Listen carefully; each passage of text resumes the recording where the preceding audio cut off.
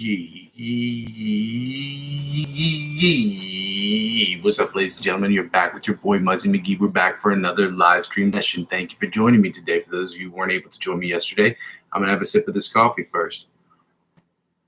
For those of you who weren't able to join me yesterday, that's okay. All the videos are available in the playlist section of my channel.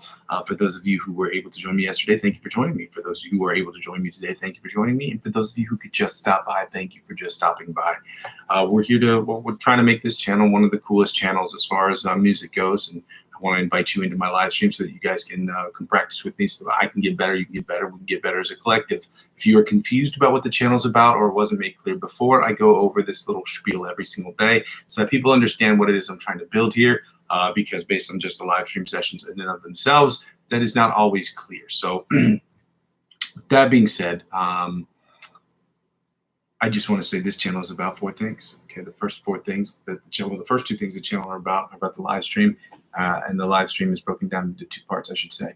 The live stream is broken down into the practice and the improvisational section. The practice section is about me practicing, you practicing, us practicing together, and us suggesting different exercises that we can do and different influencers that can help us get from obviously the intermediate, from the intermediate to the advanced, from the advanced to the expert, and then from the expert onto the virtuoso levels of guitar playing. Practice sessions will include warm-ups, scales, chords, chord progressions, different picking patterns, different strumming patterns, cover songs, as well as licks of the week so that we can get better and have those little nuggets in our pocket for when we do the second thing, which is the improvisational section. Now, the improvisational section, I think learning improvisational music is a very important skill to have as a musician, as a guitar player, especially as a writer, as somebody like what I'm trying to do with this channel. And again, we'll get into that a little bit later. But the improvisational section will just be me improving on the live stream.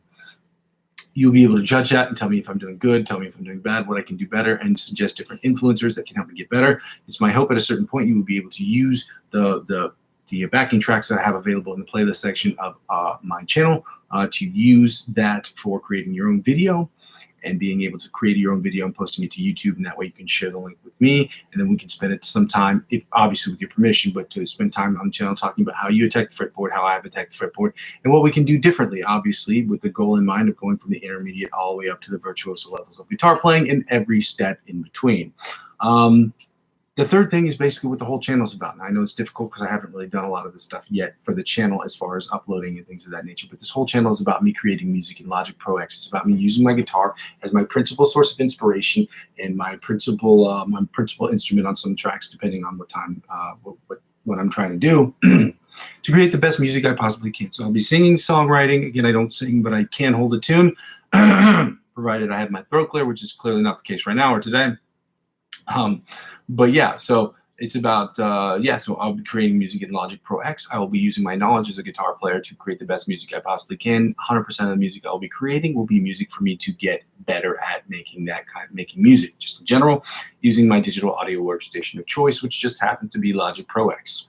90% of it will be music I'm working on for my own projects, my own personal projects. The other 10% will be split into two parts: music I'm creating for other individual artists who are looking for new music or looking for just different instrumentals that they can get that are new and refreshing to them, or get something very specific tailored to them, as well as the other part, which is the music I'll be creating for other independent film artists that I work with in the area, and they do short films. So because they're always looking for music that doesn't have like serious copyright issues, because they know the artist and I'd be working with them, I'd be getting credit for it. So and because they don't get paid for it, I wouldn't get paid for it. But if they got paid for it, I get paid for it. So win-win situation.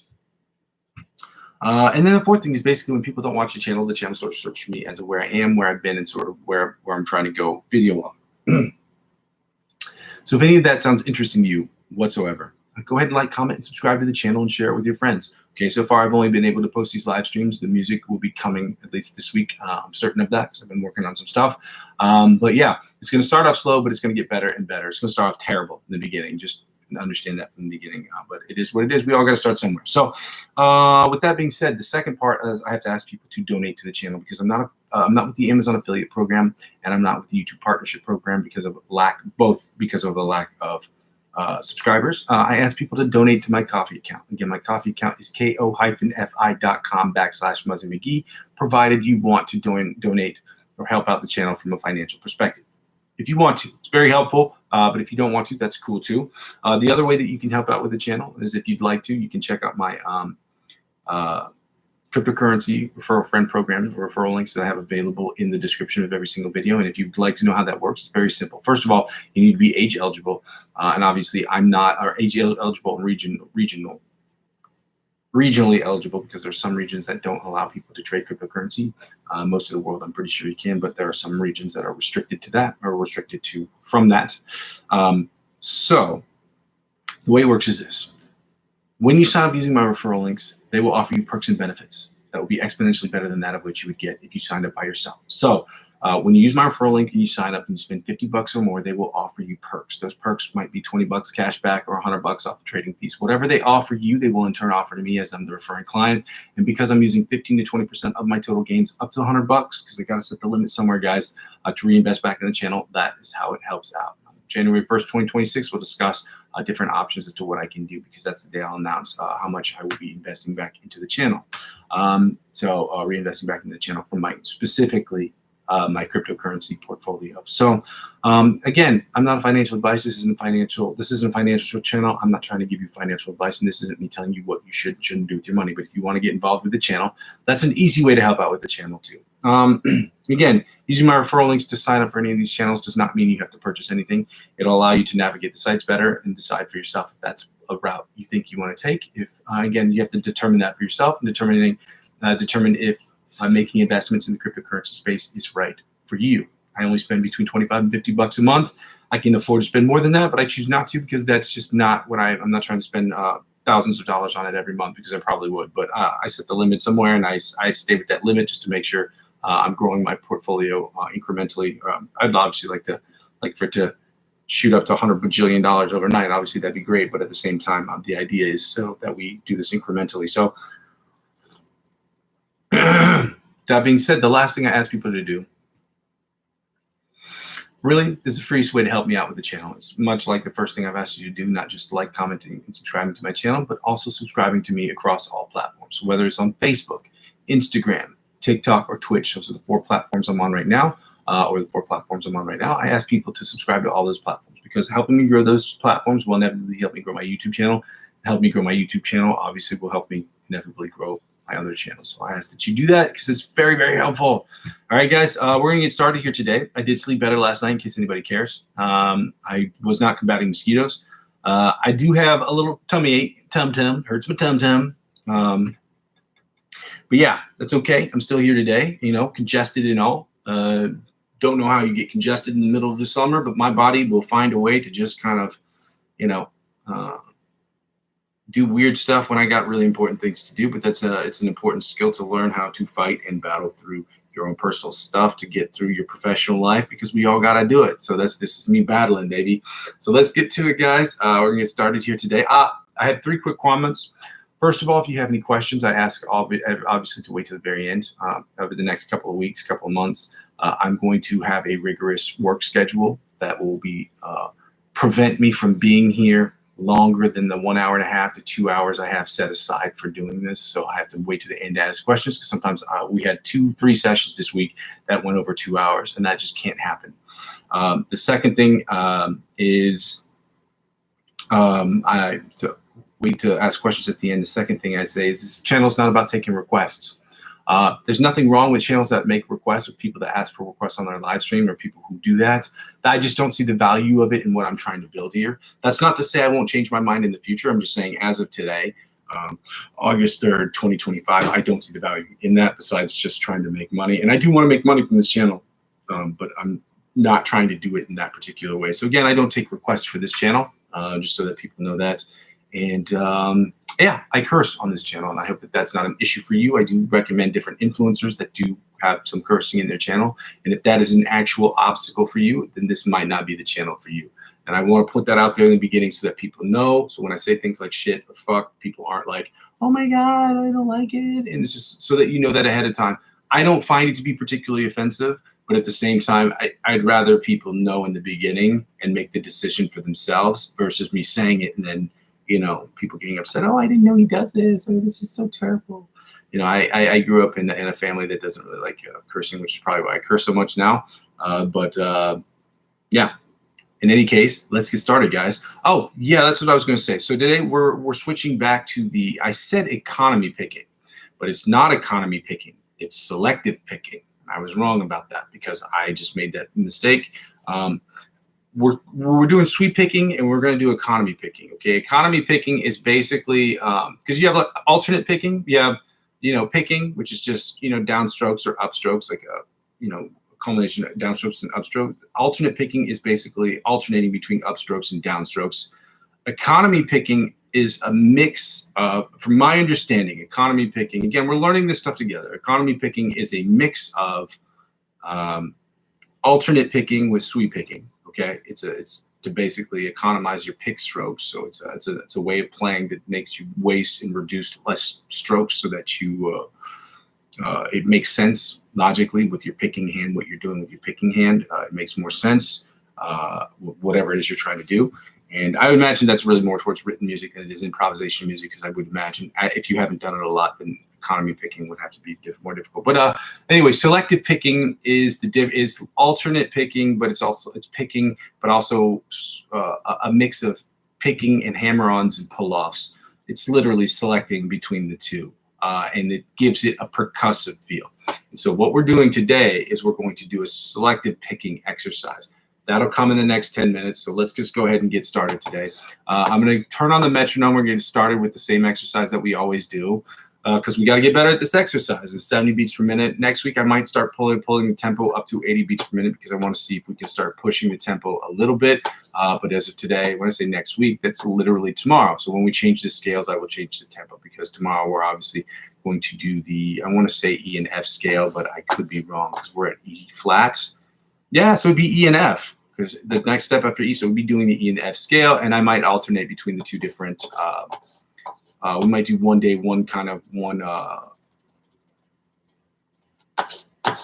see if I can think of this correctly. We might do one improvisational music, like one key of improvisational music one day, and a different key for the other day, because they're both natural. And as of right now, we're still staying in the natural scales, natural, at least improvisational stuff, and find the note. It just makes more sense to stay in the natural tones. So we're at 70 beats per minute. We're going to work on this exercise, guys. Let's get after it.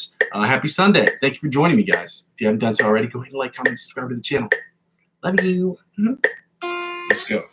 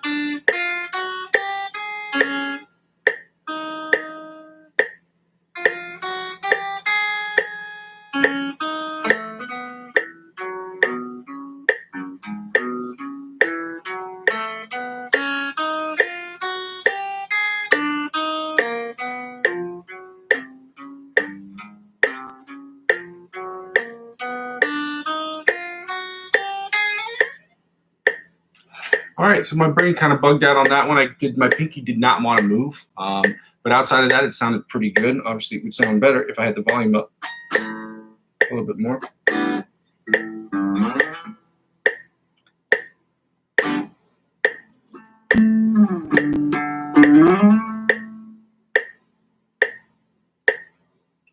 All right, so now that we did that, we're going up to 100 beats per minute. We're going to do the John Petrucci Bite of the Mosquito style exercise. And again, I got this wrong. I don't know why I didn't see this beforehand, or I didn't remember this beforehand. John Petrucci was in the band Dream Theater. And Dream Theater is a band where basically all the musicians went to Berklee College of Music, in case that wasn't clear. Bite of the Mosquito, John Petrucci style exercise at 100 beats per minute, guys. Let's go.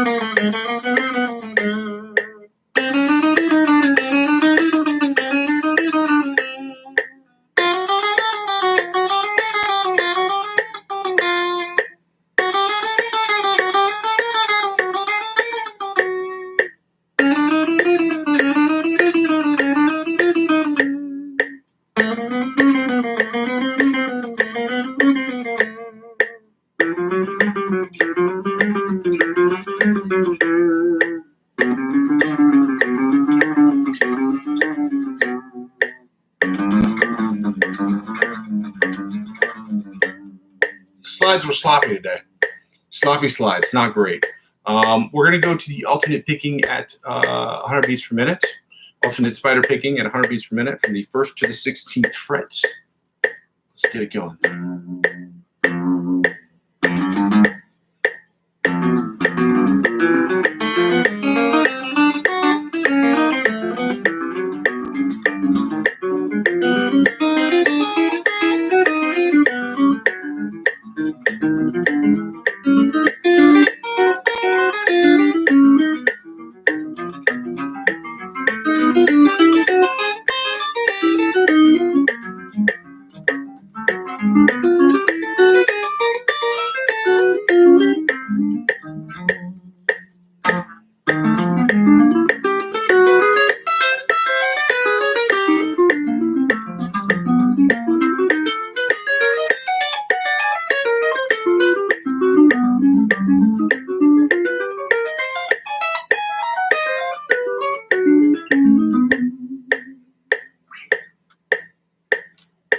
Still struggling in these areas. I had a little trouble up top here, but work needs to be done. So those are 2 exercises I need to note and work on later. Okay. I did purchase a book, like a empty notebook. So I'm going to be writing in that more frequently so that we can see what I'm doing right, what I'm doing wrong, and things I need to work on. So we can go over at the end of the week what I did right and what I did wrong. Let's go. 100 beats per minute, chromatic tapping from the 1st to the 16th fret at 100 beats per minute.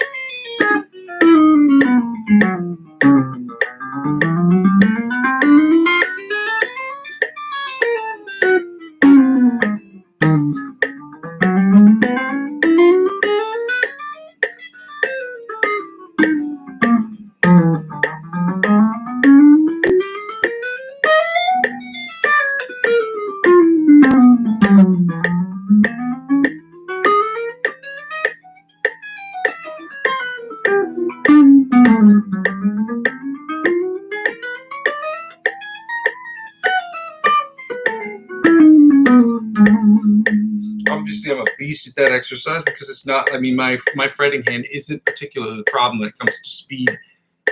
At least speeds at 100 beats per minute and slower. We increase that tempo 15, 20 beats per minute, we will see some problems because that's just what it is. Yeah, I might increase the tempo of that next week too. What was I going to do next? Oh, yeah, normally we do the sweep picking exercise here, but like I said before, we're going to do the selected picking exercise. As I said before, economy picking, as I said economy picking yesterday, I believe, and economy picking is when you switch from alternate picking, which is upstrokes and downstrokes, consecutive upstrokes and downstrokes. So it's like alternate picking is this. And economy picking is basically, it's like basically the combination. It's a sum, not the sum, but it's like a combination of alternate picking with sweep picking. So you'll be sweep picking and then also going back maybe sometimes to do it because it's easier based on whatever it is you're doing. Literally where the name economy comes from. You're economizing your strokes. So we're doing what is called selective picking, which is basically picking or alternate picking coupled with hammer-ons and pull-offs. So this is what it's going to look like. So we're going to do this at 70 beats per minute, 80 beats per minute, 90 beats per minute. 80 beats per minute, 90 beats per minute, and 100 beats. No, 70, 80, 90. That's what we did. And this is what it's going to look like. So we're going to go like this. We're going to do these twice a piece. It's going to be, let's see if I can turn this down. So it's going to sound like this and look like this. So first we're going to do index and middle finger, then index and ring finger, and then index and pinky. So we're going to start like this. It's going to sound like this. Then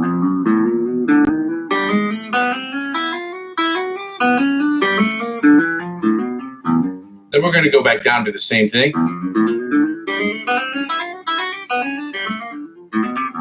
Then we switch from the index to middle finger, middle finger to index and ring finger, and it's going to be the same process. Up 1 fret.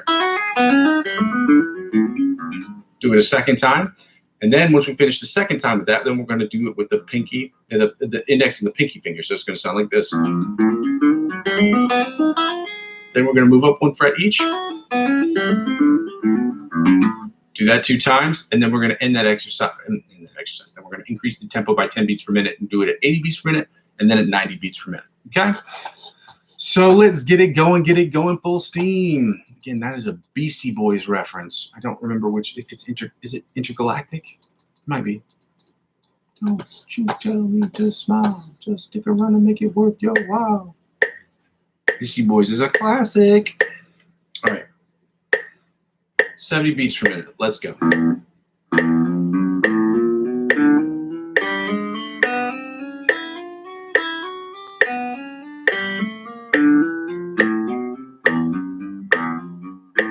Second time.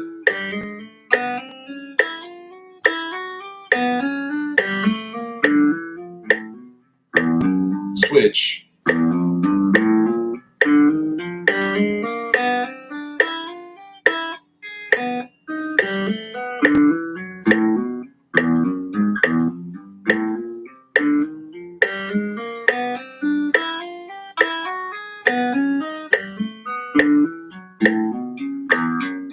Switch.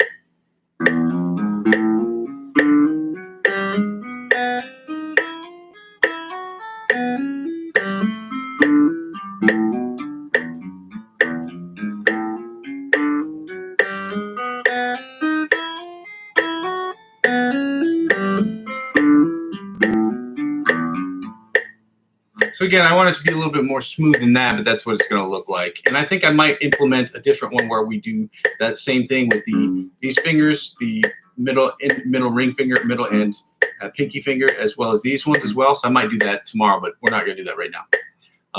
Let's get started with, let's do this at 80 beats per minute. Again, this is just for us to get used to what the exercise is and what it's about. Okay. Again, it's a selective picking exercise, which is a difference between, well, it is the supplement or the sum of basically regular picks or alternate picking plus hammer-ons and pull-offs. Okay? 80 beats per minute. Let's go.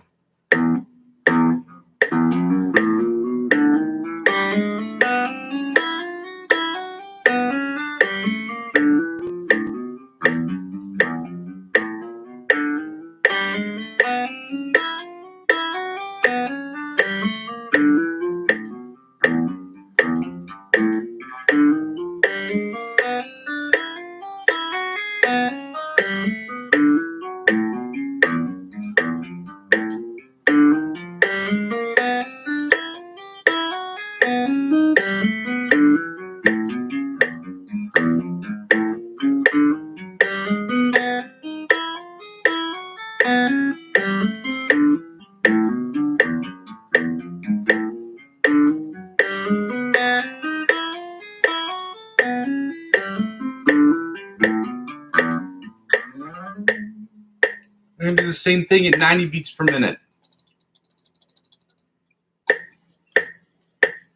Let's try it again. 90 beats per minute. Starting with the index and middle finger.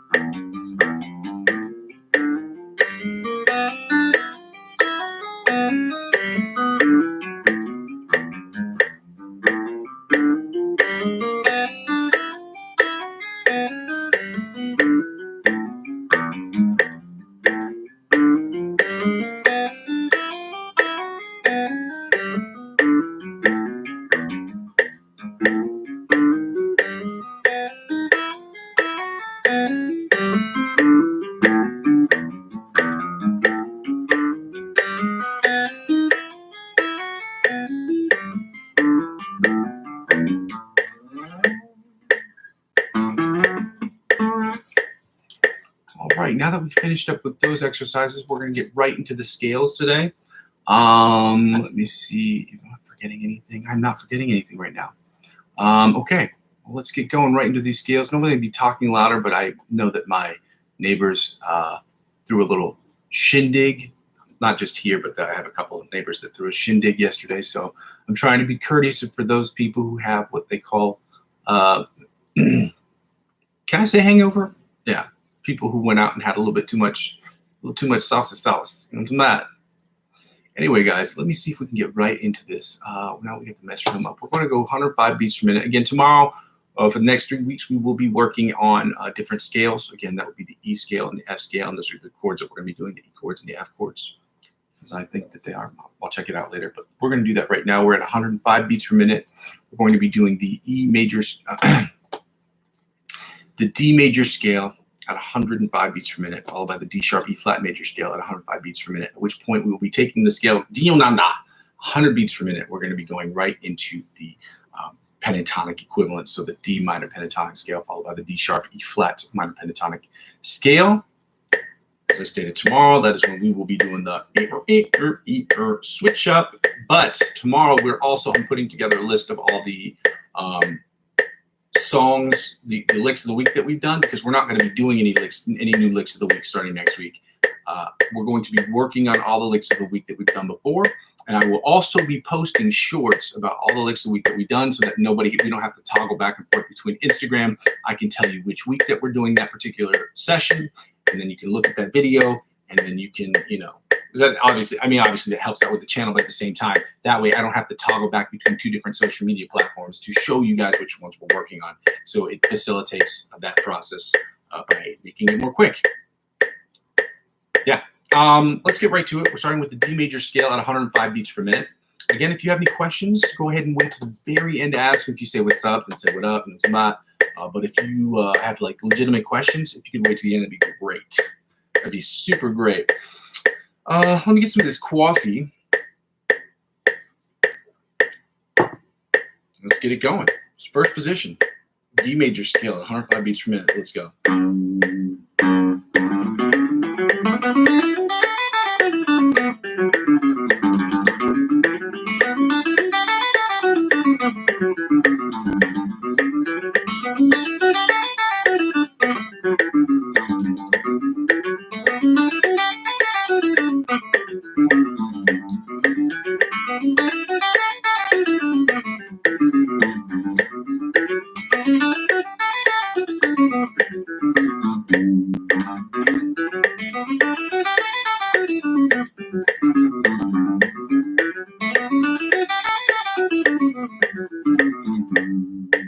Second position, D major scale at 105 beats per minute. Let's go.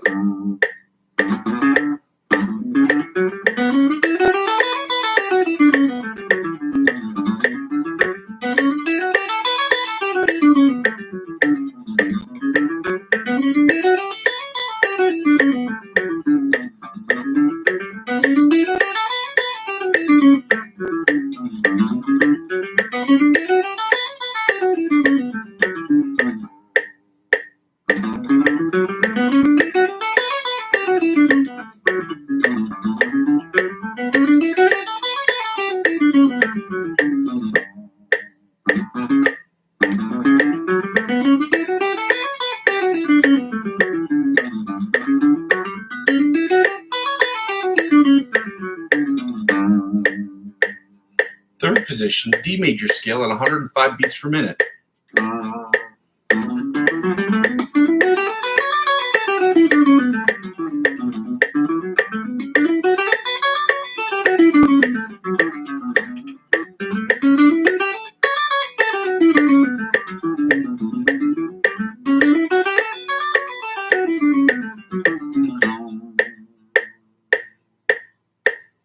Fourth position, D major scale at 105 beats per minute. Let's go.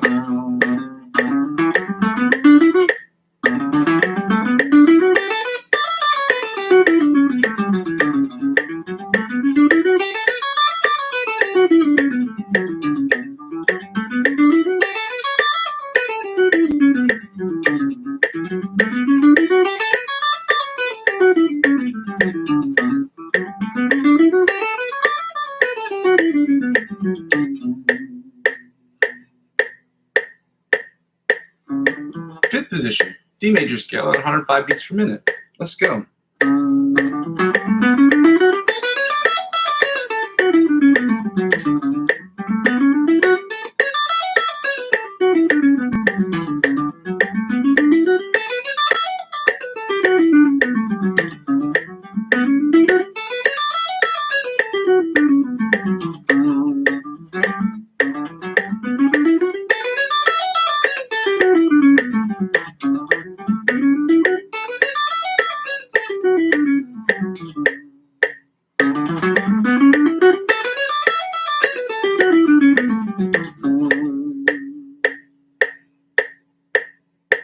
Sixth position, D major scale, 105 beats per minute. Let's go.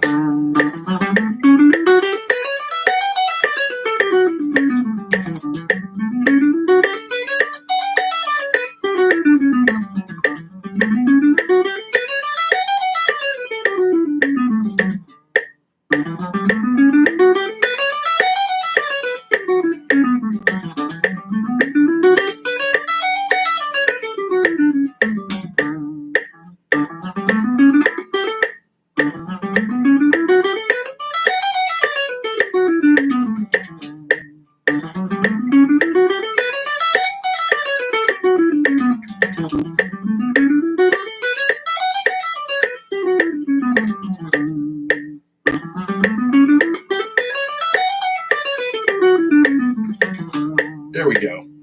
Seventh position, D major scale at 105 beats per minute. Let's go.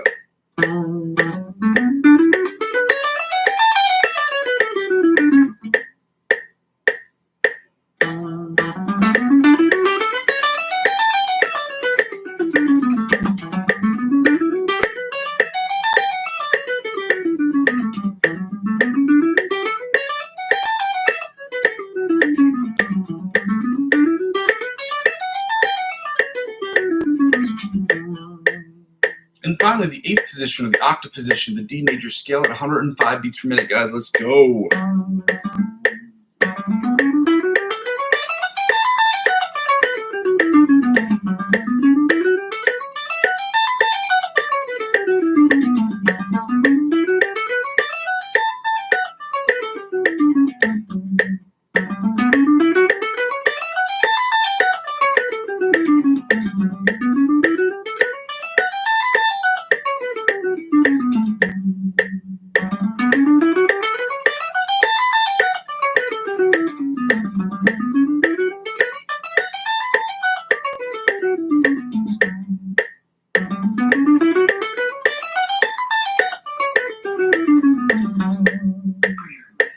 Now we're going to get right into the D sharp E flat major scale at 105 beats per minute, starting in the first position, guys. Let go.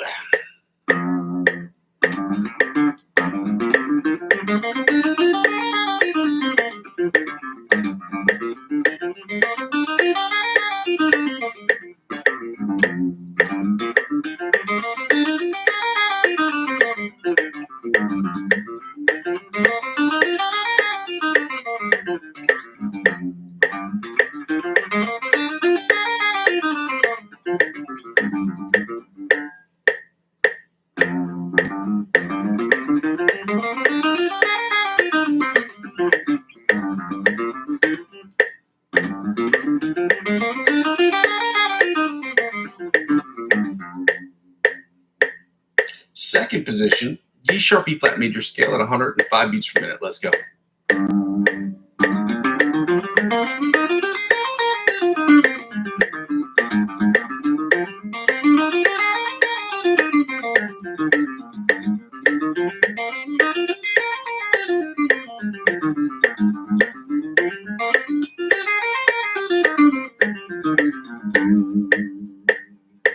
Welcome, guys. For those of you who are just here, just joining us, we're at the D sharp E flat major scale at 105 beats per minute in third position.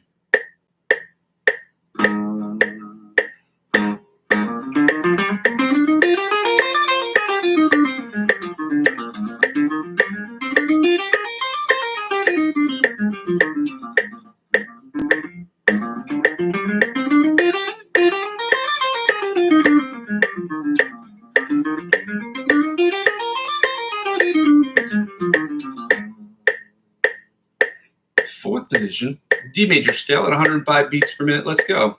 Also, happy Sunday. I forgot to mention that.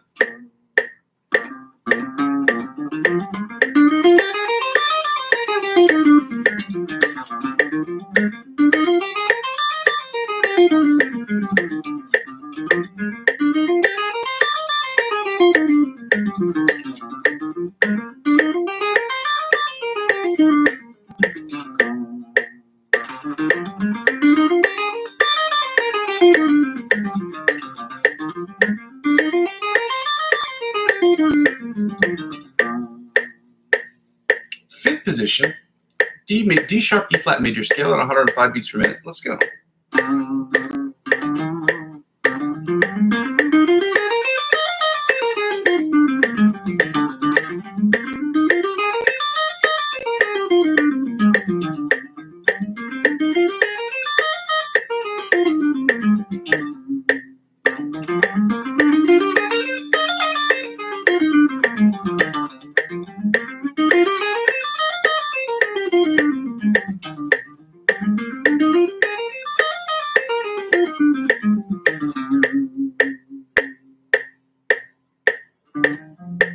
Sixth position, D sharp E flat major scale at 105 beats per minute. Let's go.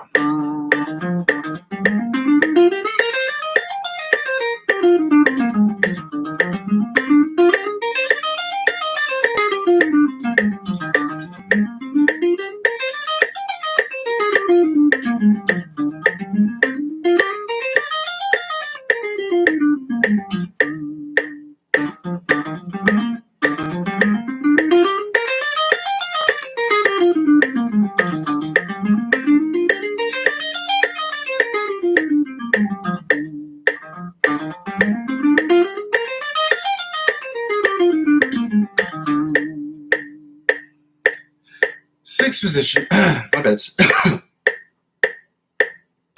Sixth position, seventh position, D sharp E flat major scale at 105 beats per minute. Let's go.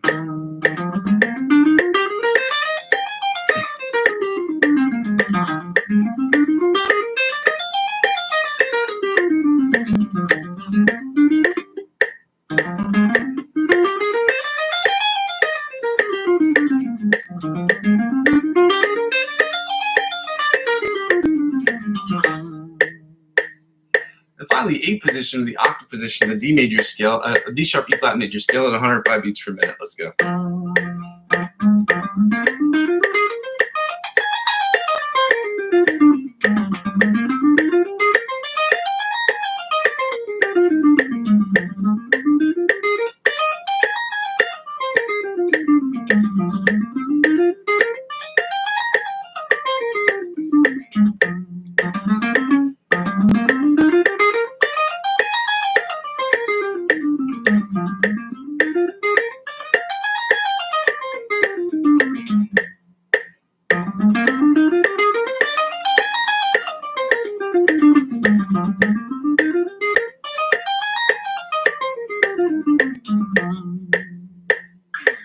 And now we're going to get right into the minor pentatonic equivalents. We're going to start with the D minor pentatonic scale in positions 1 through 6. Sixth position obviously being the octave position because penta is 5. It's a 5-tone scale. And we're going to do the D sharp E flat minor pentatonic scale at 100 beats per minute. So we're going to start with the D minor pentatonic scale in first position and go from there. I was going to say something else, but those two thought trains crash into one another, and that happens frequently in my brain. That's crazy. So crazy. Welcome, guys. Happy Sunday. Hopefully you guys are ready to work today because that's what we're doing. We're going to work. All right. Yeah, figured it out.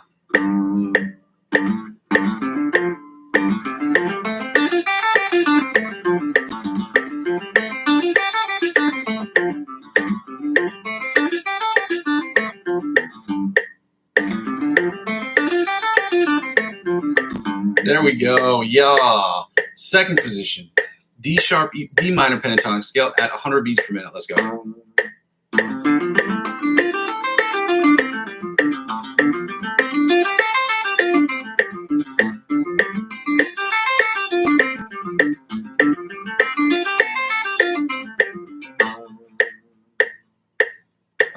Third position, D minor pentatonic scale at 100 beats per minute. Let's go.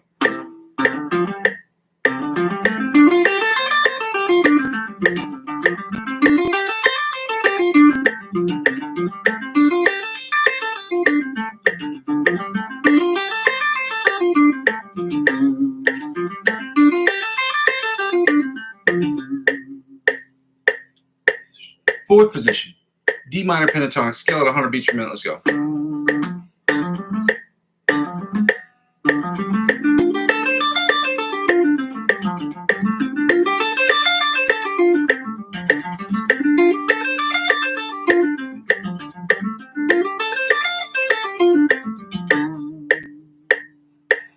And now we're going to do the fifth position, D minor pentatonic scale at 100 beats per minute. Let's go.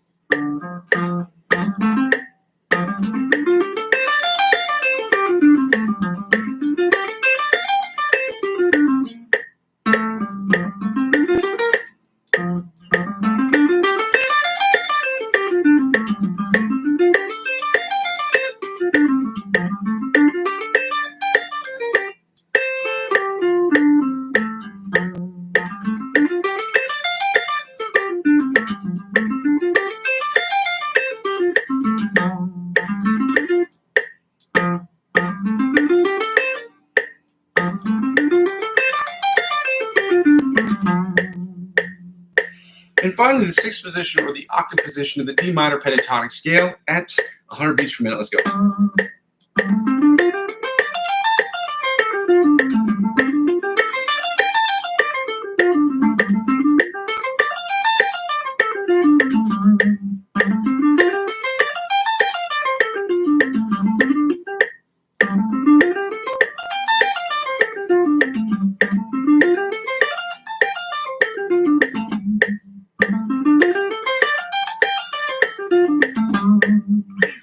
And now we're going right into the D sharp E flat minor pentatonic scale at 100 beats per minute.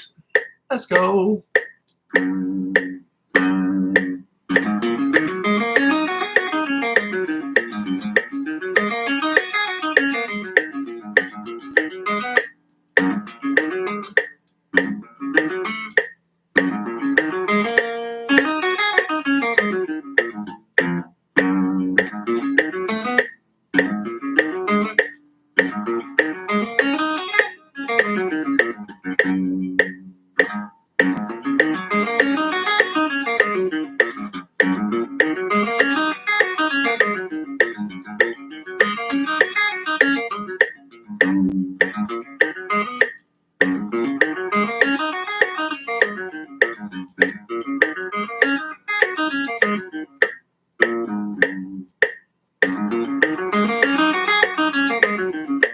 There we go.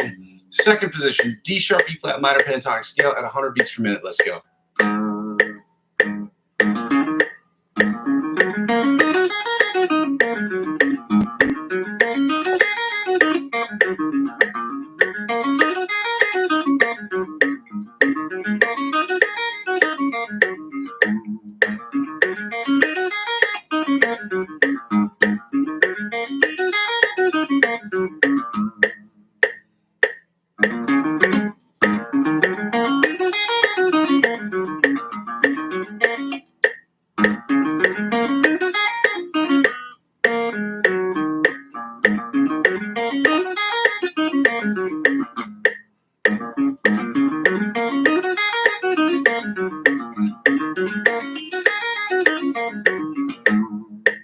Fourth position.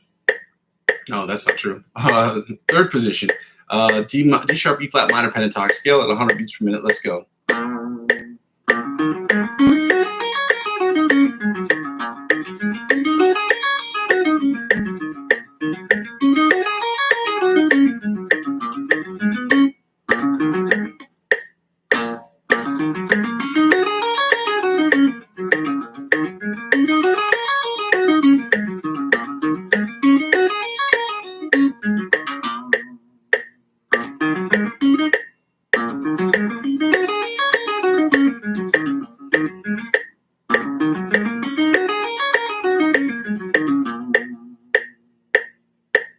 Fourth position, D minor pentatonic scale, D sharp, E flat minor pentatonic scale at 100 beats per minute. Let's go.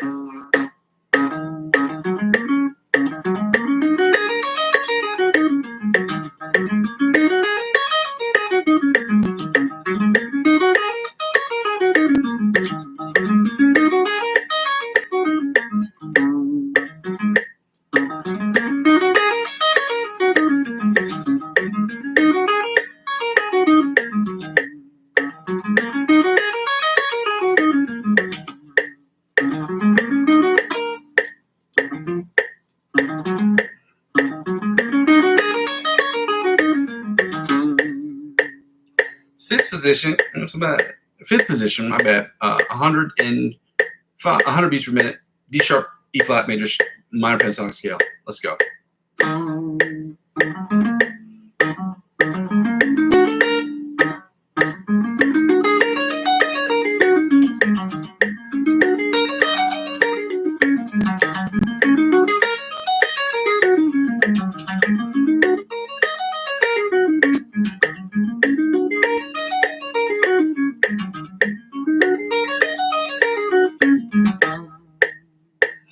And finally, the sixth position or the octave position of the D sharp, E flat minor pentatonic scale at 100 beats per minute.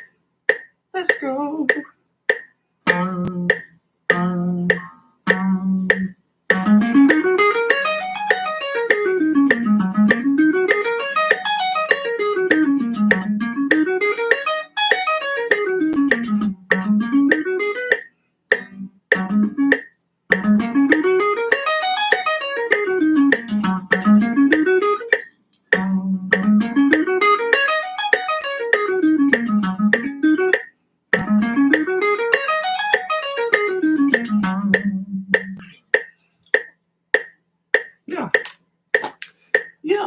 Now that we finished with that, we're going to turn off the metronome because we don't need it for this section. And then also, I have to retune my guitar. As you know, for those of you who were here yesterday, I just replaced my strings. There's some intonation issues I'm having with the bottom of my guitar, which means I have to take it in to get tuned up. But I don't have time to do that. I don't have the money because I'm poor. And so as of right now, I got to figure out that situation. And so I changed my strings either way. So when you first change your strings, get ready to retune them and retune them and retune them and retune them and retune them. And I haven't used the whammy bar once because I don't have a whammy bar on this guitar, but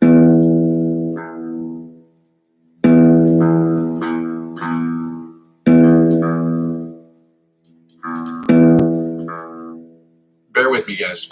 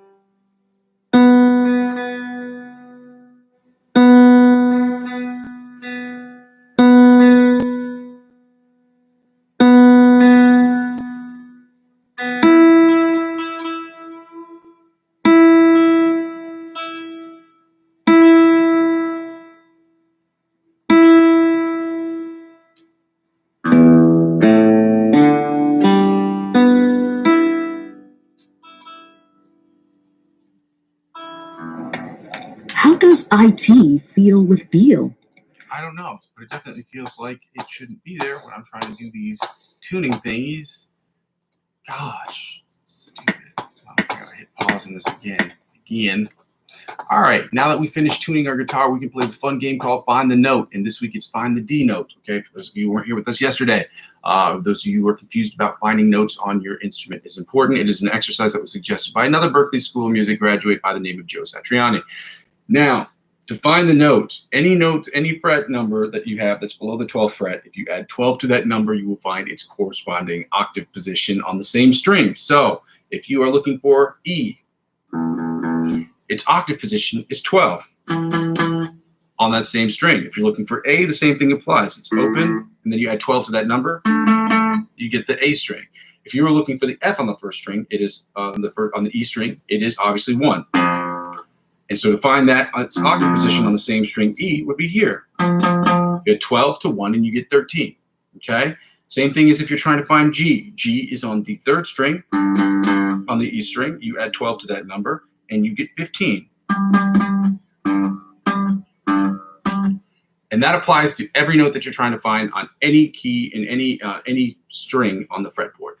Okay, if it's below the 12th fret, you add 12 to that number. If it's above the 12th fret, you subtract 12 to that number to find its lower octave position below the 12th fret. Okay, it is literally that simple. There are 3 or 4 other methods that I'll be looking at later on this week just to see if it's important to teach or not, or to talk about. But let's get going. We're going to find the D note, and we know that D is already, that's D. And to find its note, or find it on the E string, we know that it's a 10. So it's a 10, you add 12 to 10, you get what? 22, that's right. I should also note that I only have a 22 fret guitar. If I had 24 frets, I could do that, would work all the way up to the 12th fret. So on the top E string, it's exactly identical to that. We're at 10 and 22 on the bottom E string, which puts us at 10 and 22 on the top E string as well.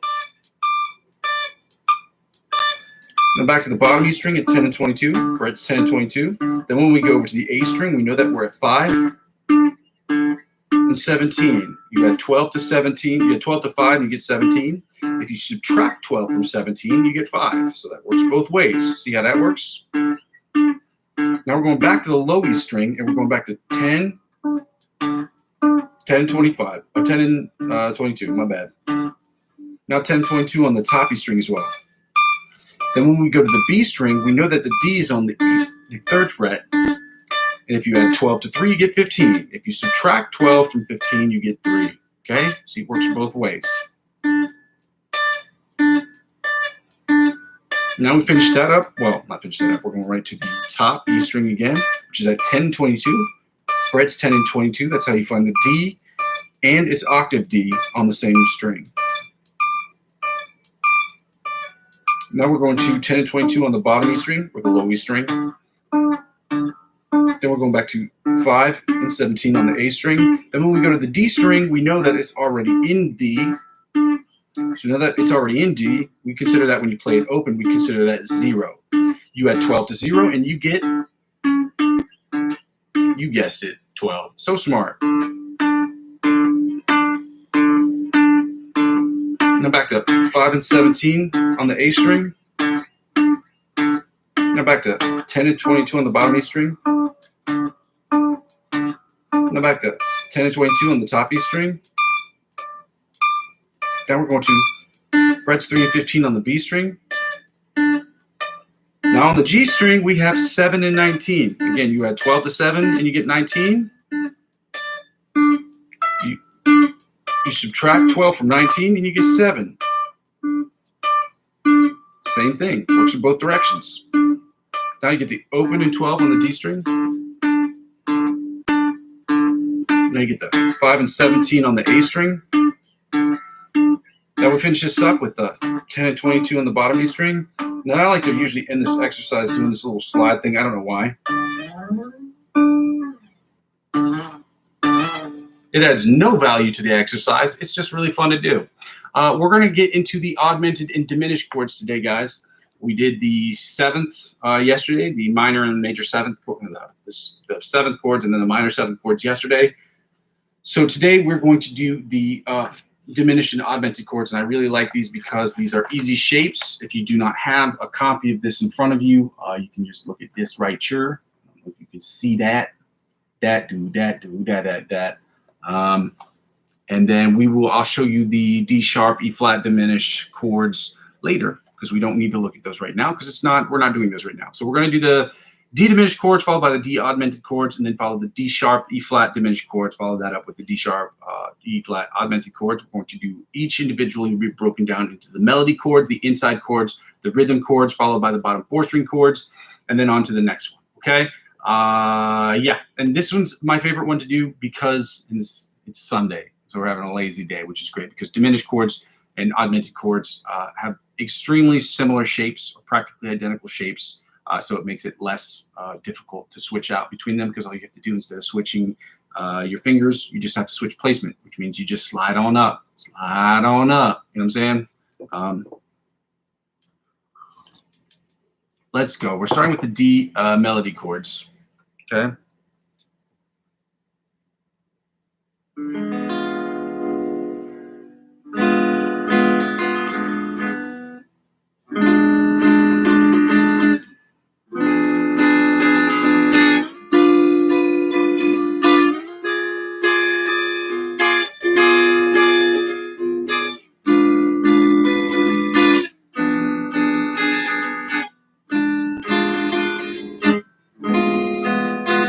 Let's go again.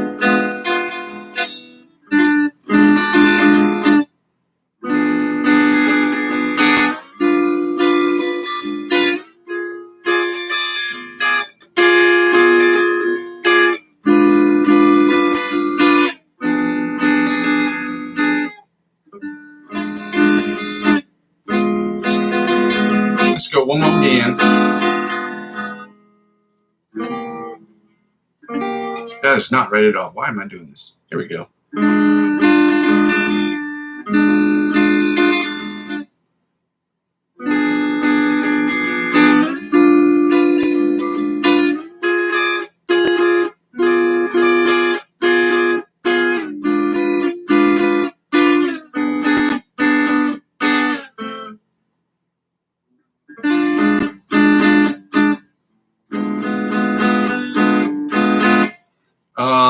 Inside chords start off sounding like this. Well, if I can get it right.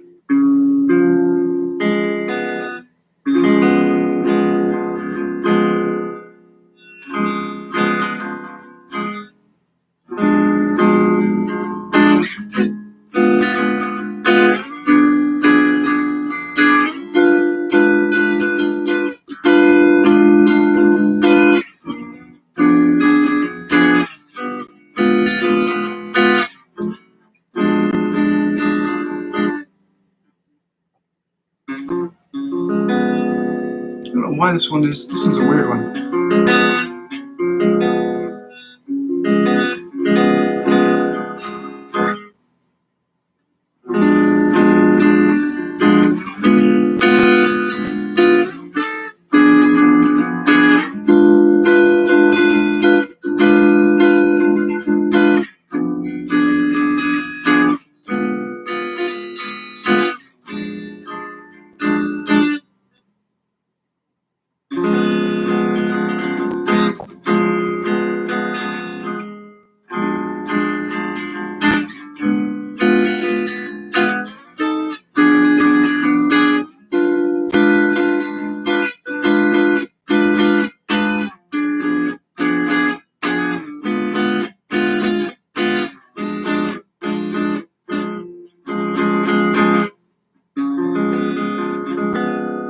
Now we're going to go to the rhythm chords. These are the D diminished rhythm chords.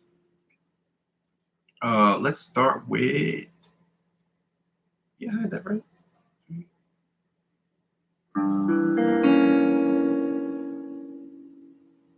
No?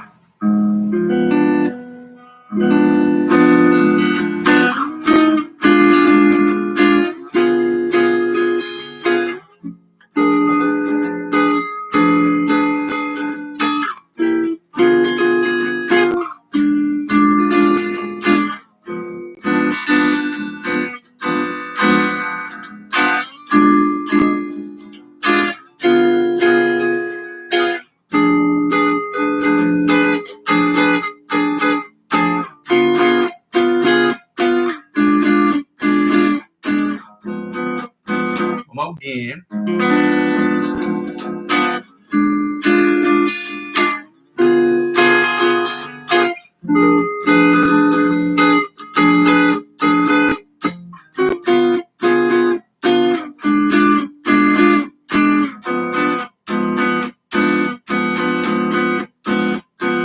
Let's go to the bottom 4 string chords that sound a little something like this. Rachel.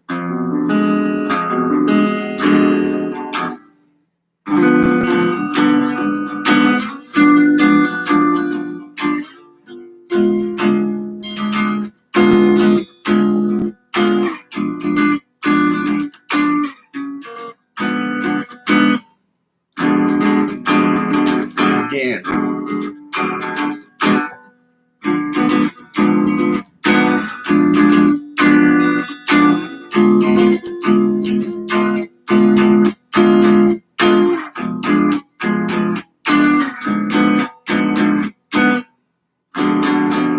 One more again.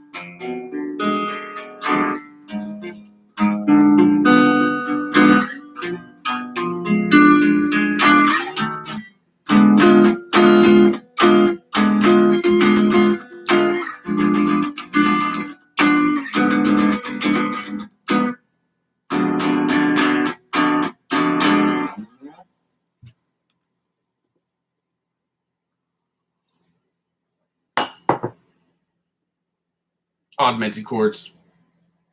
We're doing the D augmented chords, and these are my favorite because these are not hard at all. We're starting with the melody chord. It's not that they're not hard. The shapes are identical for the inside, the rhythm chords, and the bottom 4 string chords. They're practically identical, which is why I love doing this, especially on a Sunday, because Sunday is supposed to be what they call the lazy day. So start with the D augmented chords, the melody chords.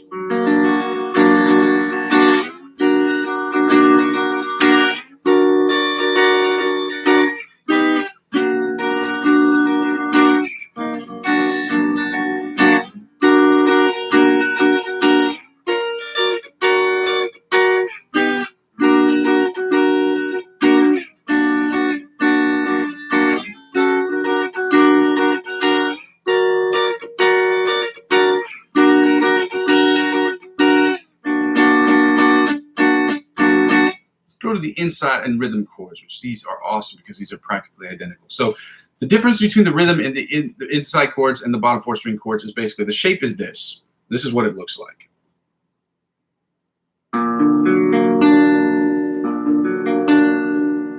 And the difference between them is when you're playing the inside chords, you're only going to play the notes, the strings in between both of the E strings. So it looks like this. So you just take off your pinky and you bar off the G and the E string with your index finger. So it sounds like this. And then when you have the rhythm chords, you add your pinky and you keep the G and the B string barred off. Okay? Very simple. Hey, man, what's going on? It's good to see you, man. Thank you for joining us on Sunday, man. I know today's a day where people want to get, lazy and relax and do this, that, and the other, but I appreciate you being here, man. So anyway, what I was saying is the rhythm chords are like the inside chords, except for you get to play the bottom E string just by adding your pinky. Now the bottom 4 string chords, identical. Okay, so what you're going to do here is instead of barring off the G and the B string with your index finger, right cha, I don't know if you can see this, right cha, you're just going to lift that up and just play the bottom 4 strings. So the E, the A, the D, and the G string. E, A, D, G string. So we're going to start with the inside chords, and again, they're practically identical. This is what I love about this. So it's right here.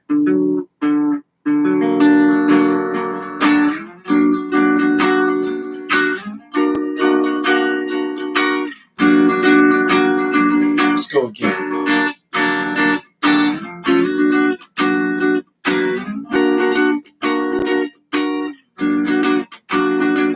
One more again.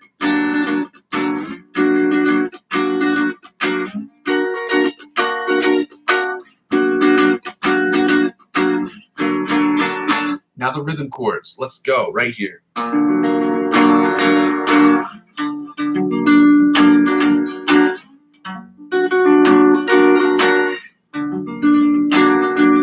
Again.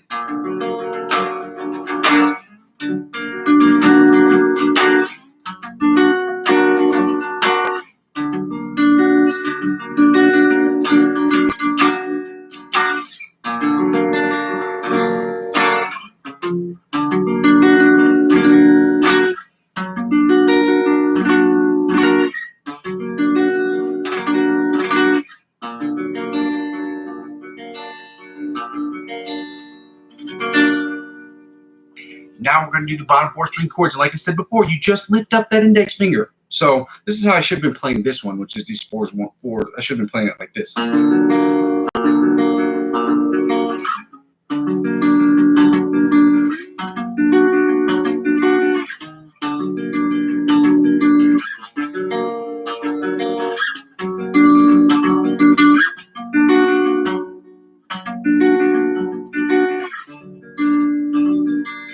strumming it, it sounds like this.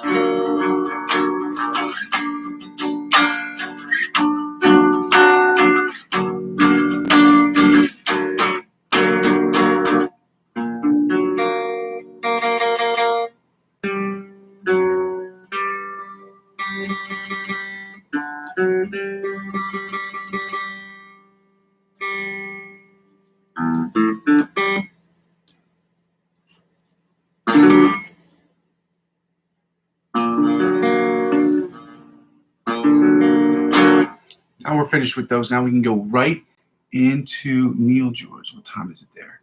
It's 2:18. I'm on the other side of the globe, my man. Yeah. Why? What time is it there?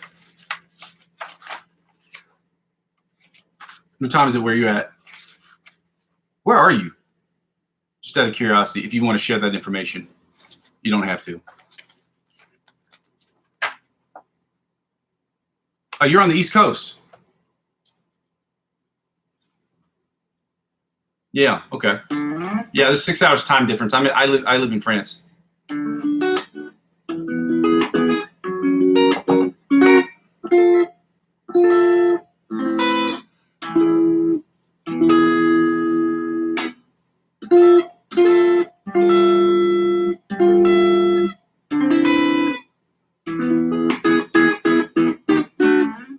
Let me get right into these chords, because if I don't do this, guys, I'm gonna not do them today. So again, if you don't have a copy of this in front of you right here, 8 p.m. Oh, damn. Okay. Wow. I have no idea where you are. 8 a.m. is on the other side of the globe. 8 a.m. is on the other side of the Atlantic Ocean. So 8 p.m., that gives you 6 hours ahead of me. Okay. Well, we'll see you next time, man. I appreciate you coming through, checking this out. In any case, we're going to continue on, guys. We're going to keep pushing forward. Thank you so much for subscribing to the channel, man. Thank you for liking the video. I appreciate you. I hope that you'll continue to join us. I'll be here every single day, provided that I'm not having a technological issue that won't allow me to be here or something like that. So anyway, guys, bye, Neil. See you on the next one. These are the chords we're doing right now, guys. We're going to do those chords, and then once we finish up with those chords, we're going to do we're doing the diminished E flat and D sharp, E flat, and the D sharp, E flat augmented chords, which end with these ones right here on this page, right? Cha. Okay. There we go. If you guys haven't done so already, it's really helpful if you guys like the channel or like the videos. If you could do that, that would be awesome. I understand some of you may not want to do that, but if you could, that would be really super great and awesome for me and the channel. We're going to get, again, D sharp and E flat are identical sonically.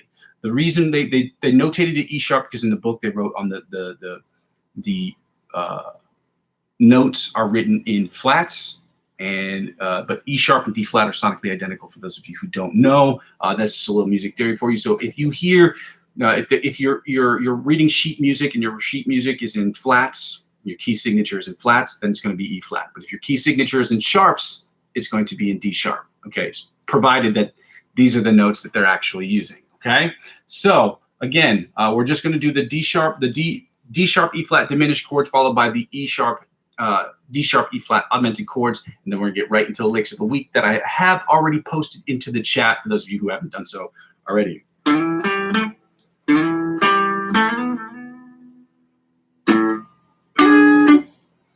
right, before I get into that.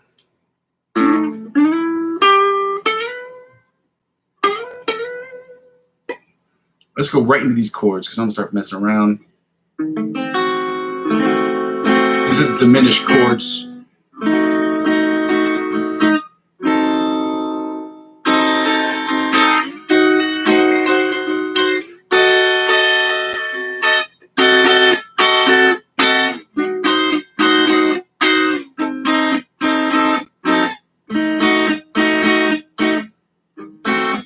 Let's go again, like.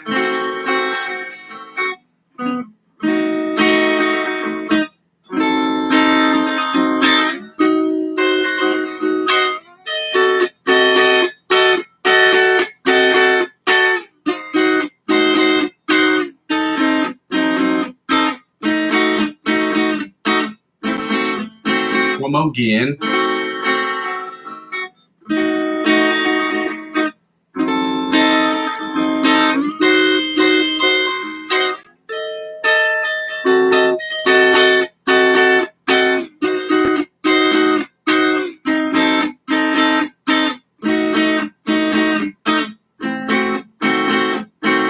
Let's get right into the inside chords. These are the D diminished inside chords. Let's go.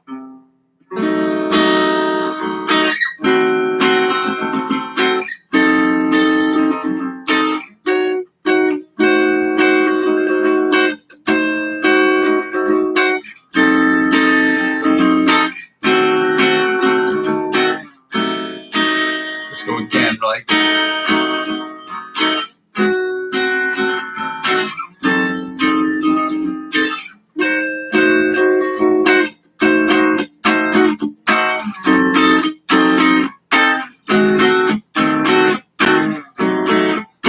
One more again.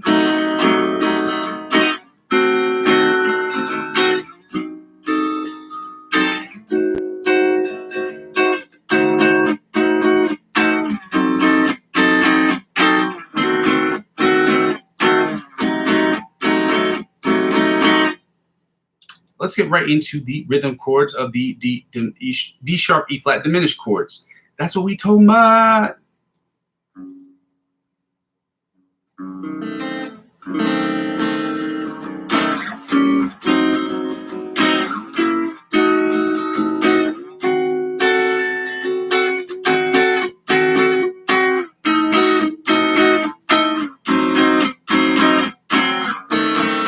Let's go again, like.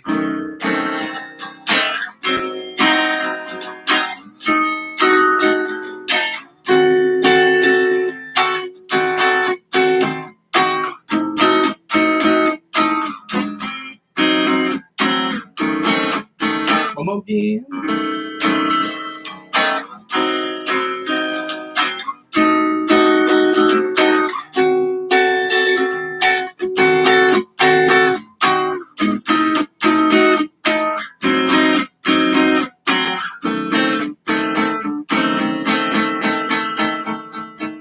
Let's get into the bottom 4 string chords that sound a little like this right here. Okay.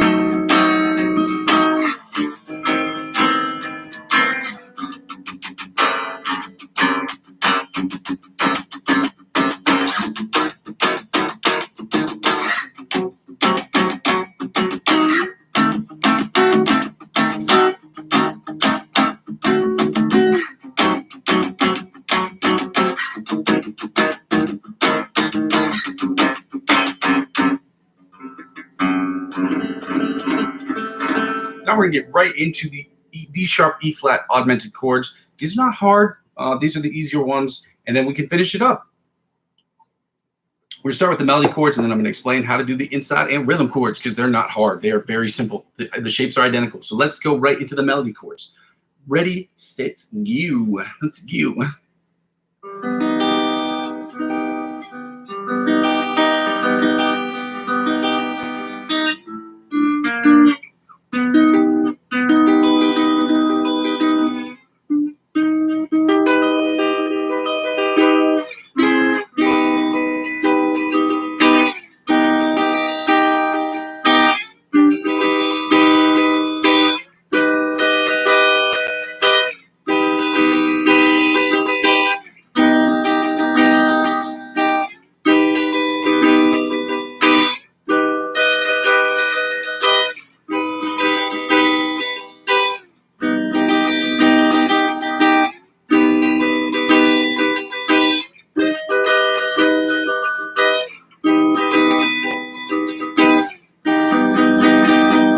Let's go to these inside chords. I don't know why I'm going to play this one anyway because it's only 3 notes.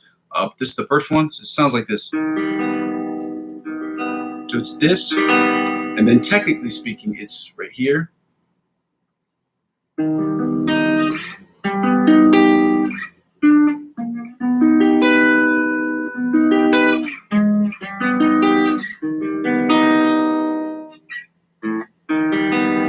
And so what we're going to do is, well, I'm going to explain this real quick. So the inside chords, these are basically all identical for the inside, the melody, and the bottom 4 string chords. Oh, man, you're the best.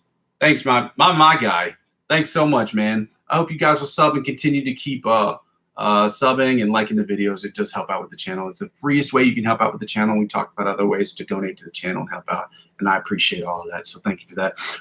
Anyway, the inside chords, if I can just go over this real quick. The inside chords and the rhythm chords and the bottom 4 string chords for the augmented chords specifically are identical. So let me explain how.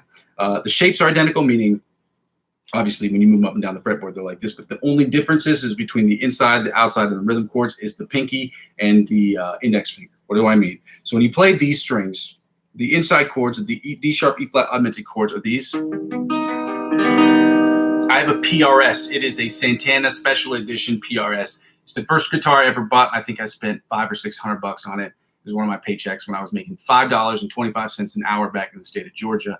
Let me tell you, to get that kind of money, it took me forever, especially with taxes, man. When I first started learning about how they pay taxes, oh my God. It must have taken me 8-9 months. I was so proud of this purchase. I was so proud of it. I still play it to this day, man. Anyway, so inside chords, you play the inside 4 strings. It sounds like this. And then what you're going to do with the rhythm chords is just add your pinky right here. And then with the bottom 4 string chords, instead of barring off the G and the B string, you're just going to lift it up so that your index finger is just playing the G string and not the B string. So it's going to sound like this. So that's all that is basically. And then the other one's obviously the odd one, which is where you want to play the first 3 strings. It's just this one. So let's get right into the inside chords that sound a little something like this right here. And then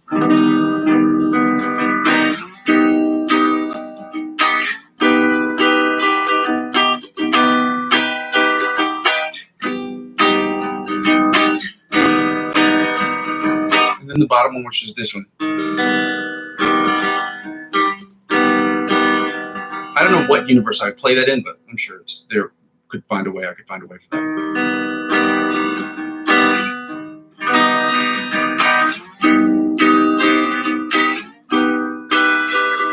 Back down.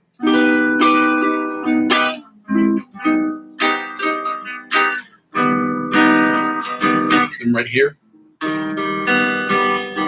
We'll just do it one more time.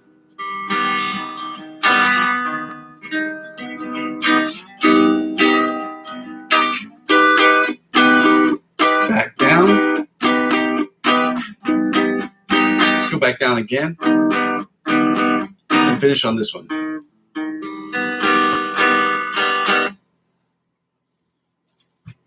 You have a chord. That's dope, man. That's really dope. Yeah, man, go get you something to eat. Thanks for commenting and thanks for checking in. And hopefully we'll see you back here tomorrow. If not, just check out the replay of the videos. Okay. Anyway, let's get right to it. We are going to do the best, man. The rhythm chords. Same thing. Same concept, like I said before. Same thing, but you're just going to add the pinky. So.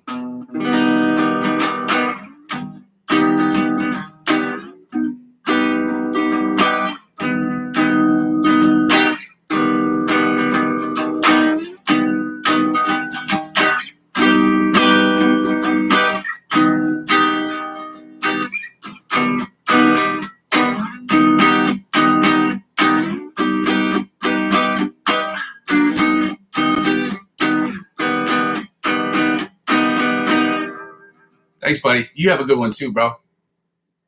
Now the bottom 4 string chords that sound a little something like this right here. I guess if you wanted to play it here, you could. I would imagine.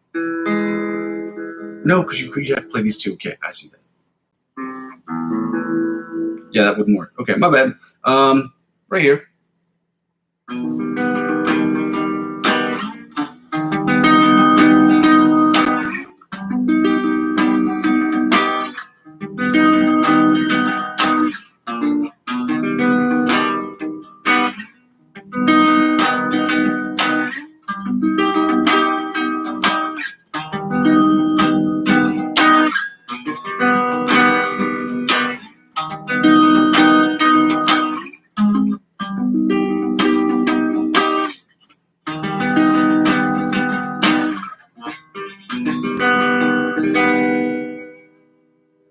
Now we get to do the fun stuff, guys. I've already posted this into the chat section, so if you could check over into the chat section, we have both from Mellow Days Music and from Antonio Vizzaro's song, Licks of the Week. We're going to work on Antonio Vizzaro's song first. I'm going to play through it twice.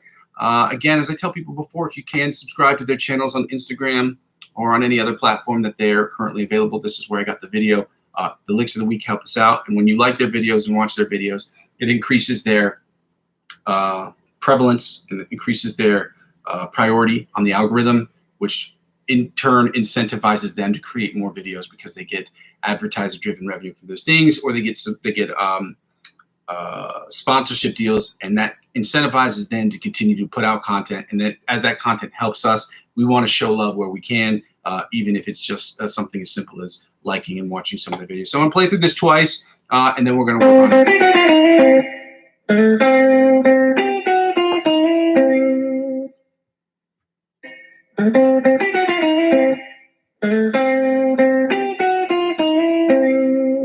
So we know that. Now we're going to play through this a bunch of times. So it sounds like this.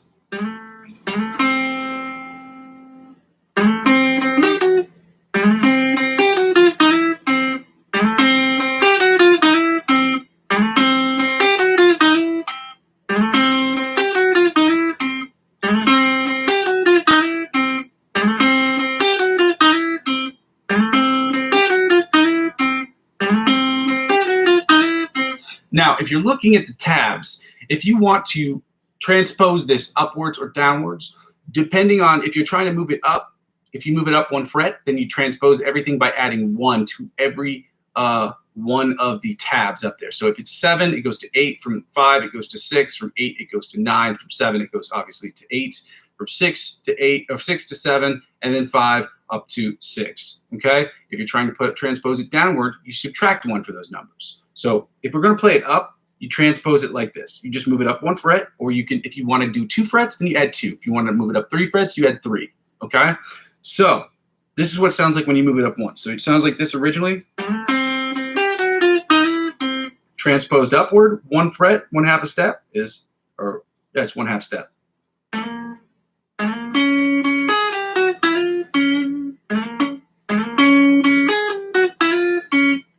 One whole step, or 2 frets.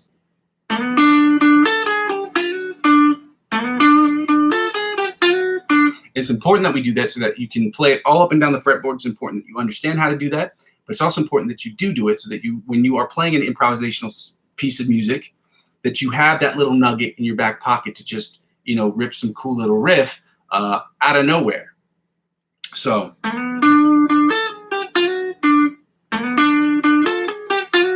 And the key won't matter, because if you know how to transpose something, the key won't matter. You just have to make the change in your brain, and that's it.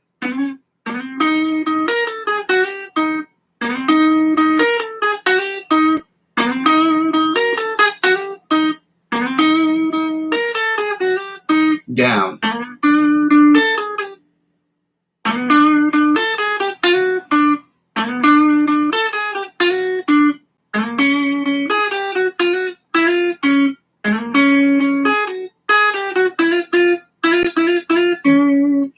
I don't know why I wanted to do that.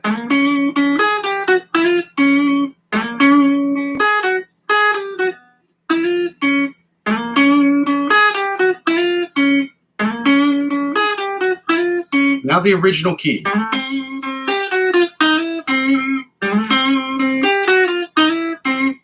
Now if you want to transpose it downward, same concept, just slide it down. You subtract 1 from the numbers you see on the tablature sheet that's in the video I have sent and posted in the chat section. So it sounds like this.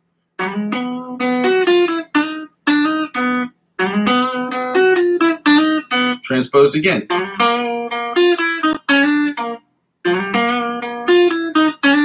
Transposed up.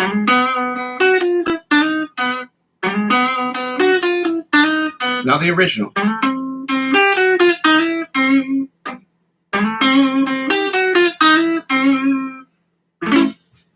So now that we're done with that, we're going to go right into the Mellow Days Music one. Now, yesterday those of you who watched this program for a while, not this program, but my channel for a while, you understand that yesterday I made a little mistake, and the mistake that I made was I did not use my metronome, and I'm at 70 beats per minute, so I will use that today. I have not forgotten today.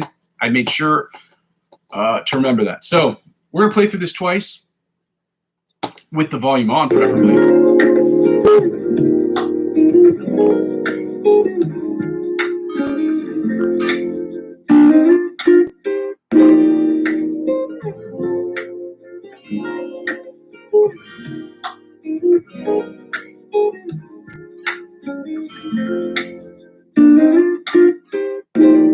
This is a little bit faster than 70 beats per minute. I would like to say it's probably around 80, 85 beats per minute, if I'm not mistaken. I'm going to toggle back to main screen because I don't know if you guys are typing or not. I can't see it. This is another reason why I tell people to wait to the very end, because to ask me questions, because sometimes I'm just not going to see it. I have to toggle back between too many screens, so I apologize for that if you have any questions. You know what I'm talking about? Let's go.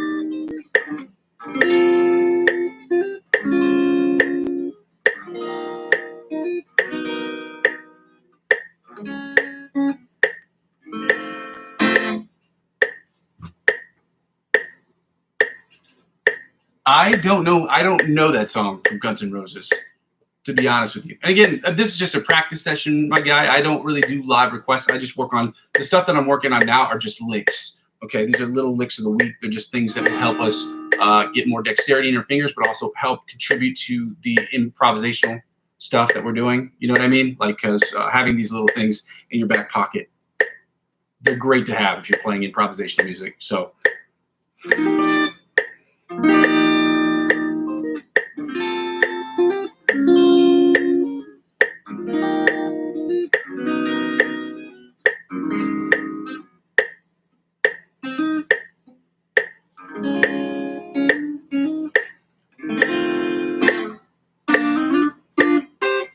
Even there's these transitions. So if you're just going,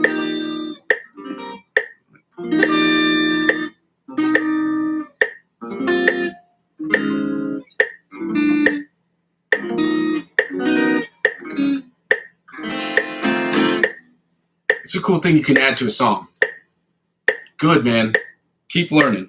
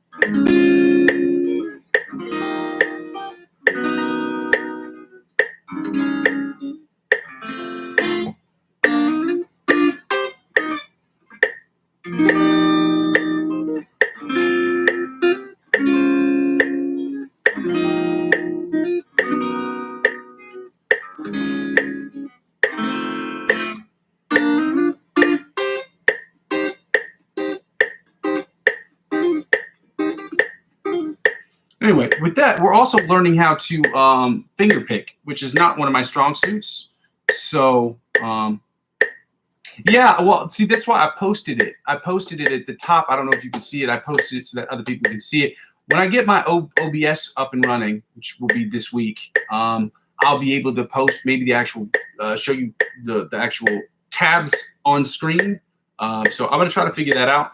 But as of right now, like I said before, I posted these videos there. If you look in the chat and you scroll all the way up to the chat, this is, I believe, the second one or the first one, but one of the two is this one's from, one of the two is from Mellow Days Music, and the tabs are in there. And they're not actually tabs, it's just the chord progression on that one. But the one from Antonio Vizzaro's Lick of the Week, the one that we just did, there are the actual tabs, if you've seen that. So it's all up there. Yeah. Can you see it, or? Because normally both of them, I posted them both in the chat earlier. So if you can't see them, I can repost it. And the only reason I don't, because I don't have an OBS, so unless I'm like holding a sign like with the actual tabs that I wrote out with my hands. Yeah. Yeah, for sure, for sure. Again, my computer is really old, so to use the OBS is something I got to test out. I've had it on my computer for a couple weeks now. I just haven't had the time to test it out, but I will this week because I am working on doing it. Cool, man. Great. Again, it's finger picking stuff, so it's not easy. Learning that stuff is important as a guitar player because we're trying to get to that next level. As of right now, I'm going to work on the ABC Polyphia riff that I've been working on for a while because I've been trying to get this done. And as frustrating as it is not done because for some reason it is, Tim Henson is really, really good. And it's unfair how good he is, not just as a guitar player, but as a songwriter. Like, it's an incredible, like, the parts he writes for guitar, they're insane. And I'm working on this to try to film some cover songs before the end of August. And this is one of the ones that I want to do. You can tell it's going to need a lot of work, so I apologize for how bad it's going to be, but I'm going to continue to work on this. So,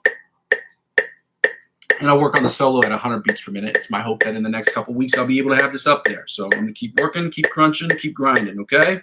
So bear with me.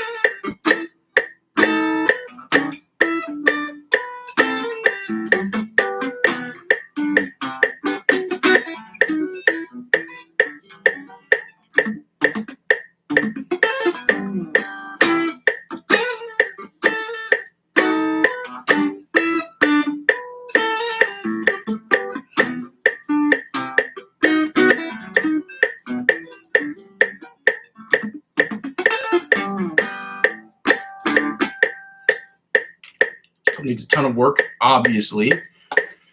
Now that I put new strings on here, I'm having even more finger slippage than beforehand. So I don't know what the hell is going on with my brain.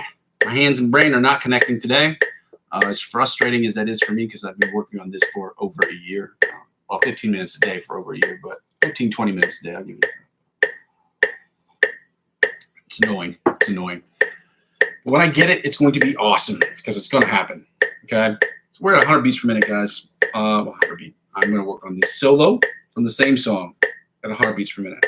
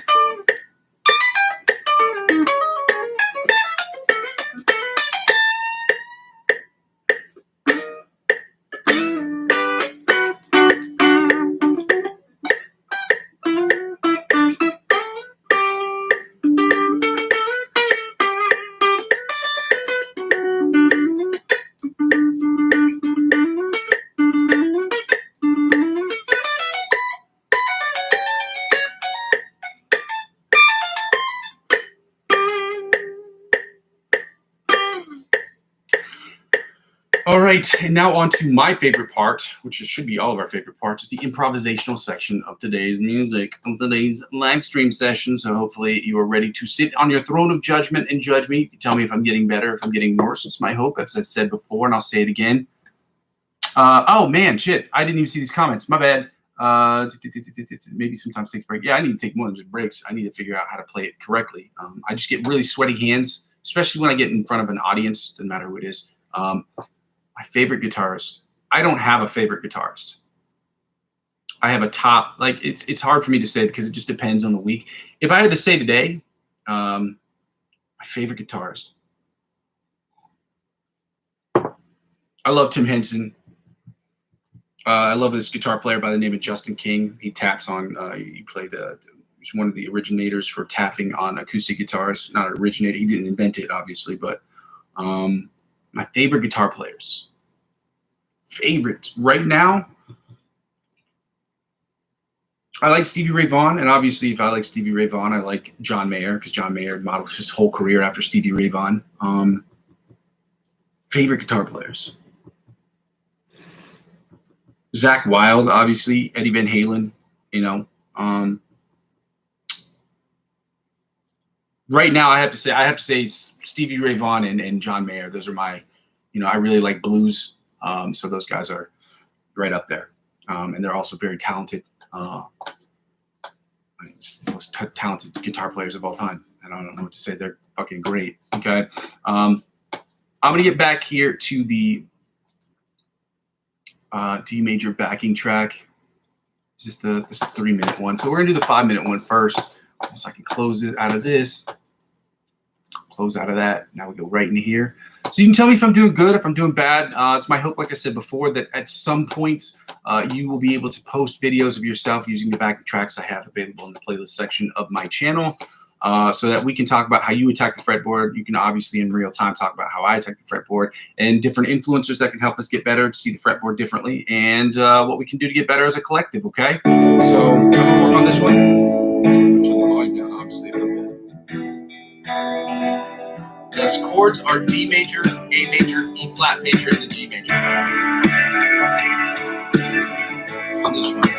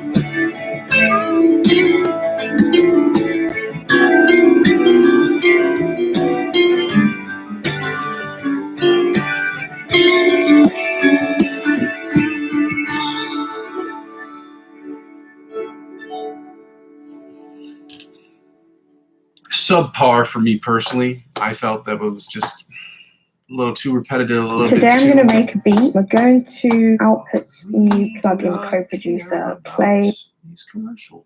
Sometimes they're relevant, but sometimes they're not. 9 times out of 10, they're not. That was an average one for me. Let's see if I can try to get a little bit less into my rhythm and more to like something cool, something original. Let's see if we can do that. Again, the only difference between this one and the last one is that instead of playing E minor, it's B minor.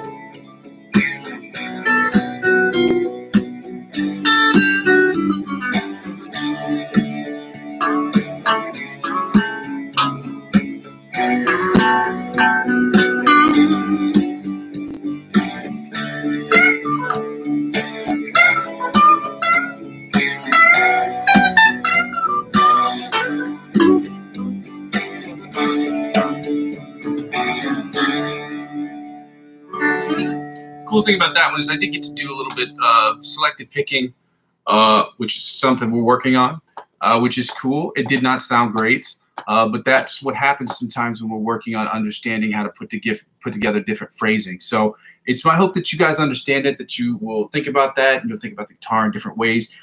Please don't hesitate to add different advice. If I don't answer your questions in the beginning, it's because I'm toggling between 2 or 3 different screens. So just, I apologize for that. So let me just type this in there.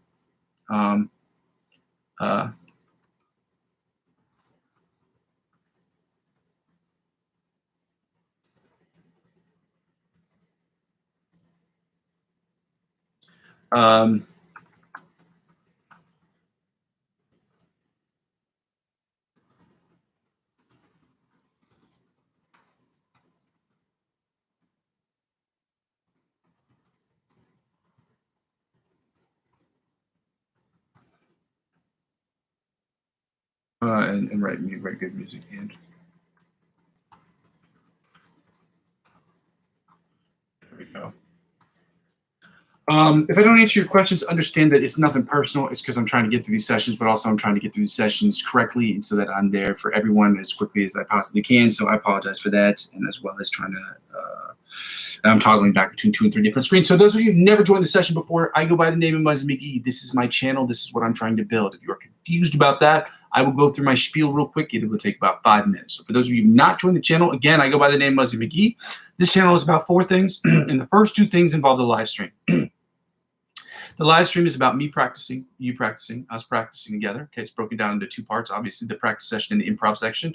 And the practice session, as I said before, is about us practicing as a collective. Okay, the practices will include warm-ups, scales, chords, chord progressions, chord studies, as well as licks of the week and cover songs that I'm working on right now. Happens to be ABC from Polyphia and Midnight from Joe Satriani. Again, all these things are in service to getting from the intermediate to the advanced, from the advanced to the expert, and expert onto the virtuoso levels of guitar playing by committing ourselves to getting better every single day and making small, minor adjustments every single day, but practicing as best as we can with the hour and a half, 2 hours we have every single session that we have. So the second part of the session, or the second part of the live stream, is about the improvisational music. It's about me improving and you judging that, because that's all I can do for right now with this particular session. If you want to get involved in that, by all means, you can comment and tell me what you think about what I'm doing. It's my hope that at a certain point you will be able to use or feel confident enough to create your own improvisational music using the backing tracks that I have, to make a video of it, to post it to YouTube, and that way you can share the link with us and we can talk about how you've attacked the fretboard. We can watch the video on the live stream, talk about how you've attacked the fretboard, how I've attacked the fretboard, and what we could do as a collective to talk about how people attack the fretboard in different ways. Again, all these things are in service to the third thing, but all these things are with the effort, with the objective of getting from the intermediate to the virtuoso levels of guitar playing, obviously. And both of these things, the practice session and the improvisational section, are in service to the third thing, which is about me creating the best music I can in Logic Pro X, using my guitar as my principal instrument, or the main instrument that I'm using on every single song that I put out. 100% of the music that I'll be putting out will be music that I'm creating for myself to get better personally. 90% of it will be for my own personal projects, things I'm working on for myself, and the other 5 to 10%, depending on the month, will be split into 2 parts. Those 2 parts are the following things: music I'm creating for individual artists that want music, okay, that want new music, that want different stuff, that want a real original track for themselves, and also musical scores I'm working on for people who work on short films in the area in which I live. It's cool because working on musical scores is usually very different process. You use a different mixing process. It's a different mixing entirely, and it's a different mastering process. It's also a different writing process, because you don't write movie scores. You don't write movie scores the same way you write original music. So that's stuff that I'll be putting out. You'll see that shortly. And it's going to sound bad in the beginning, so you can judge that for what it is. It's just going to be bad. That's just how it is. We all have to start somewhere. I've used Logic Pro X. I use it as often as I possibly can. I have it in recent months, but as I said, I'm going to be adapting that to what we're trying to do here. So the fourth thing is basically, when people don't watch the channel sort of serves for me as where I am, where I've been, and where I'm trying to go sort of situation. So for those people who are unable to watch the live stream in real time, I always keep these at the playlist section of my channel so that you can go ahead and rewatch them A lot of the videos don't jump from month to month too crazily because it is an imperative that we have some kind of rigidity in this, at least the structure. Maybe the exercises will change, and as I'm making shorts and adding shorts, you can follow those, and you say, oh, I don't understand this, and then you can go to the short section and be like, oh, well, he posted these as well. So the second thing, I hate asking you to do this, but I got to do this with every session, is because this channel doesn't generate any revenue whatsoever. That's not the objective, is so that it generates revenue so that I can make this channel net zero for you, for me. And the way that I'm trying to do that is through advertiser-driven revenue or sponsorships. But in order to do that, one must have a certain amount of viewers. So what I ask people to do is during this period of time, if you can donate to my coffee account, that's ko-fi.com/Muzzy McGee. The link is available in the description of every single video, and you can donate as little as $1 to the channel. €1 to the channel, excuse me, if you would like to help out from a financial perspective. The second way you can help out from a financial perspective is by checking out the referral link, the referral friend program links that I have available for cryptocurrency websites. Again, this channel has nothing to do with cryptocurrency, but I figured, hey, I trade cryptocurrency every day. I purchase cryptocurrency every single month. It's my hope that maybe you might enjoy too, and I figure maybe some people who follow me might like to do that too. But again, you have to be age eligible in a region that's eligible for that. And again, this channel is not about financial advice. I'm not giving you financial advice. I'm not a financial expert. I'm not a financial analyst, and I'm not telling you what you should and shouldn't do with your money. However, if you want to get involved in the cryptocurrency space, these are 4 sites I've been on for the last 6.5, 7 years or so, give or take the site, or depending on the site. And they're all great for very different reasons. You use the referral friend link and you sign up. It doesn't require that you purchase anything, but in the event that you decide to purchase things, you spend $50 or more on their website, purchase cryptocurrency. If you invest over $50, they will offer you perks and benefits. And those perks and benefits that they extend to you, they will also extend to me. And as I'm using 15 to 20% of my total gains to reinvest back in the platform, that's how it helps. So sometimes it'll be percentages off of trading fees. You'll get like maybe $100 off of trading fees, or sometimes you'll get $100 off of, or $100 cash back, or $50 cash back. It depends on the promotional thing that they're running at the time. But if you want to get involved from a financial perspective that way to help out with the channel, you can. The last thing I ask people to do is very easy. Subscribe to me across all platforms. That's the easiest way to help out with the channel. It's free. It costs you 5 seconds of your life at most. Most of you have these applications open. And I'm available currently on TikTok, on Twitch, on Facebook, and Instagram. Subscribing to me across all those platforms will inevitably help me grow my YouTube channel. And helping me grow my YouTube channel will inevitably help me grow those other platforms. Ladies and gentlemen, thank you so much for joining me today. I will be back here tomorrow and the day after and the day after. Provided that I'm not sick or like there's nothing wrong with my internet service, which has happened before. We always have that happen. But even if I'm sick, unless I'm like seriously ill and I have to be quote unquote hospitalized, which I hope will never be the case, we all have sicknesses and illnesses in our lives. And some things we just can't control, but we hope that we do everything we can to control those situations so that they don't happen to us. And as long as I'm having my internet connection good, my internet connection is great, and all my equipment is working at this top condition, sick or not, I will be here tomorrow. Knock on wood, that's not the case, because being sick and working on stuff is already really hard. It's a fight, it's a battle. So again, I go by the name Muzzy McGee. Guys, thank you so much. This is my channel. This is what I'm trying to build, and I'm going to continue to build this thing brick by brick, but with your help, we can do it more quickly. Okay, bye. Happy Sunday. Sunday fun day. Thank you for joining me. It was awesome. Okay, bye. Bye. And we back. And we out.